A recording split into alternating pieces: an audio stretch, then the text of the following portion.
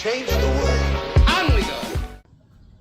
Hey, what's up? My name is Steph. Welcome back to Coffee Over Apples. I look like a potato, and that's okay because it is winter and this is the mood. I'm getting ready to go on vacation in like a week, and I cannot tell you how excited I am because I've barely been able to post any videos because work has been off the wall. It's been ridiculous. So I read 4 books recently. One of them was a DNF, one of them was a 5-star, one of them was a 4-star, another was like a 4.5-star. So we got the full spectrum of ratings this month. How many pages did I read and statistics and all that? I'm not even going to jump into that right now because I have been so swamped. I haven't even had time to update my Goodreads or my Storygraph or any of those book charts and wonderful things. So I'm just going to talk to you straight and brief about the 4 books, 3 in a DNF, that I read recently. Let's start off with the 5-star amazing Dowry of Blood. Thank you everybody who voted for this in that one poll that I did a while ago where I was like, let me know what horror book to read. It was this one. It was amazing. This hurt me. It was so upsetting, but it was wonderful. This is going to get an independent review. This feels like more of a psychological horror than anything else. There's a little bit of blood in here. It's a vampire. Definitely, I don't want to say it's a romance. It's not a romance. That would be inaccurate. Even though we do have characters in the end who care about each other and are working through a very seriously abusive relationship with a figure that we can deduce as Dracula.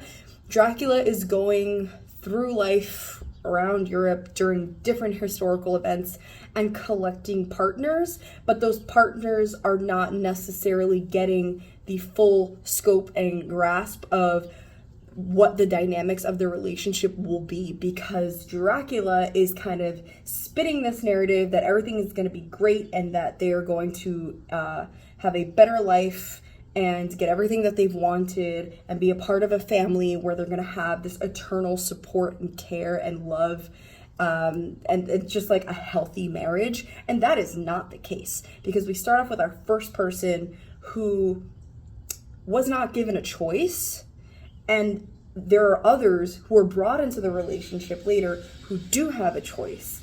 And so what does this first person see as far as being there the longest, but also seeing the cycle of abuse and violence, and then reckoning with the idea of like, hey, I didn't get a choice.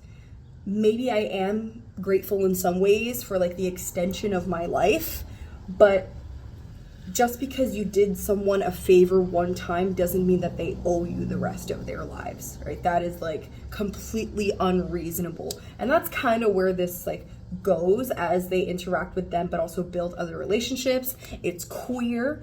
It is heartbreaking. S.T.Gibson, I see you. I see you. You don't see me, but I see you.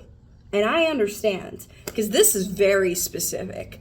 Like, kudos to this for bringing awareness to this level of relationship domestic abuse. So when I make that independent review video pretty soon, actually, because like I said, I'm going on vacation, so I'm gonna have a lot of time to film a lot of videos finally. There's gonna be a lot of trigger warnings in there, so that's a thing. That's wonderful. The Deep Sky, which was the sci-fi read for my sci-fi book club, I ultimately gave this 4 stars. It was wonderful. I loved it. You're in space on a ship with a main character who is representing Japan, even though they are American and Japanese. And when they were going through the process of having to train to become a member of this special task force that is going to restart humanity on another planet and leave Earth behind and never see them again. And ultimately, they themselves may never even see this planet because the trip is so long that their children might be the ones who, terraform this planet. So everyone who's on this trip needs to be able to bear children because they don't have room for anyone who's not able to reproduce to secure that humans are going to make it on this journey, because they can use technology that's available to provide people with various choices and means of insemination. So there's a lot of talk in here about different representation, queer representation, trans identity, being a young person who is placed in society who kind of needs to determine what the rest of their life is going to be like, but not necessarily knowing who they are as an individual and their own identity. And then when they get older and they're in this place where there's an expectation of them, what happens if they don't want to be that anymore? What happens if this person decides that they don't want to have children? What happens if this person decides that maybe they're ace, maybe there's something else, right? So like, do they still have a value to this society, even though that was a criteria for this mission? So there's a lot that happens in here, and this was so beautifully done. As I'm talking about it, I kind of feel like I want to raise it up to like a 4.5 star, which I still think is valid. The only reason that I don't want to give this a 5 star, and I don't think it was perfect, was just because the flashbacks I struggled with a little bit. And I understand why the author did that, because chapters divide between being in the present and solving the murder mystery that's going on, but also you need to learn about how the characters got to this place, and there's so much valuable information that happens from when our main character is young to when they graduate from this academy to go on this mission that we don't necessarily like.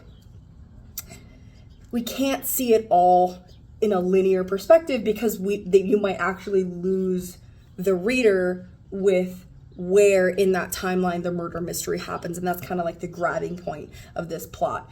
We give a very in-depth review about it on, I think it was Mel's channel from Strawberry Lemon Books, so I will be linking the description up above for that. But this was absolutely wonderful. I think this will get an independent review on my TikTok, so if you're not already following me on TikTok, on Book Talk, the link is in the description below. I DNF'd this.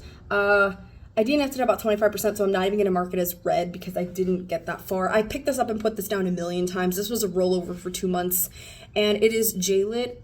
It wasn't grabbing me. And I've read a lot of J-Lit that tends to be a bit slower, but that's just not what I needed right now, and I don't think anything happened in the first quarter that necessarily is going to have me say like, oh, I'll pick this up again later when it's the right time. I don't know that this is going to have a right time for me. It wasn't bad by any means. Our main character is working for a company. They're an introvert. They have a lot of issues with social cues and social interaction.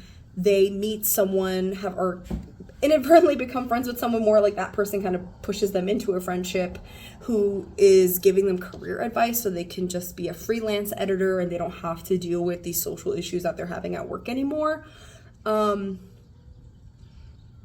and I just, that's really all I can remember and all I got. It's just, it wasn't enough to grab me. And that doesn't sound bad. It just wasn't for me, and that's okay.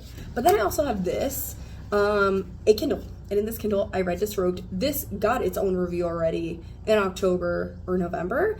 I don't remember, so I'm just gonna link that video because I talked about it for about 15 minutes in that video. Disrobed was a nonfiction part of a book tour that was kindly sent to me by the author, and it was great.